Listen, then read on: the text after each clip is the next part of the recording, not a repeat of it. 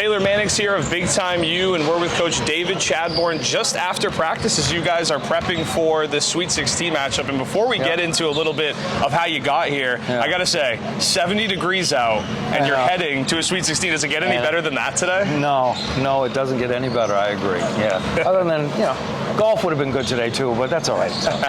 Well, look, Coach, when that final buzzer sounded in Brunswick, what did it mean to you to punch that ticket and know you guys had to at least have another opportunity to advance in this tournament? Oh, obviously it means a ton for the girls. This is an experience that they're going to be able to tell their families later in life, and they'll never forget, this run that we're on. It's very special. Well, and when you walk into an environment like that, you obviously have no choice, right? It's kind of the dealer's choice when you have to go into a tournament like that. Yeah. It's in Brunswick and it's Bowdoin at Morrill Gymnasium. Yeah. How do you prepare a team for an environment like that, especially in an environment like the NCAA tournament? We just try to stay normal, right? You just try to, look, we prepare the same way we prepared for every other team. And, we talked about kind of staying present and not thinking about what could be, could not be. So we just try to stay present and stay focused on the stuff that we do every day and control what we can control. And that's hard. It's easy to say, but it's hard to do. Well, and then the girls do a good job with it. Well, and for you this season, was there a moment where you thought this group could have the opportunity to be in this position you're in today? I don't know if I ever thought, we'd be a Sweet 16. And I'll be honest with you, I thought we were going to be good when I watched us in Summer League this past summer. You know what I mean? First time I ever saw us play, and all the pieces were kind of there at the same time, and they'd never been coached, they never played together, and yet they looked like they've been playing together for years. Right. So I'm like, we might be pretty good.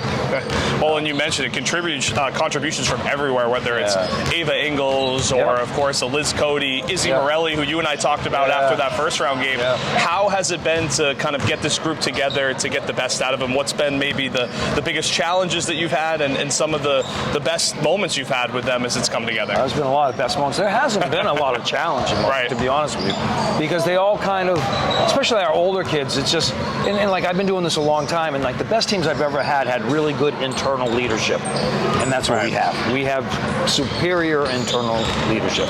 Mature kids that are great kids that care about the group, and it just feeds down in through everybody. So it's made it easy. Well, and I'm interested too because there's an aspect of your coaching that I find you were at the men's and you coached men's, I believe, at Franklin Pierce for 2 decades? 32 years. 32 years. Yeah. What made you decide to make this change to come here to USM and maybe challenge yourself with the women's side? I did coach 3 years at Franklin Pierce with the women, so I kind of had some idea. Right, okay. I moved back to Maine. I wanted to live in Maine. And I looked at this opportunity, and I looked what Coach Fifield has done here, and the history of this program, and I thought it'd be a fun challenge to try to get it back. So it's been fun.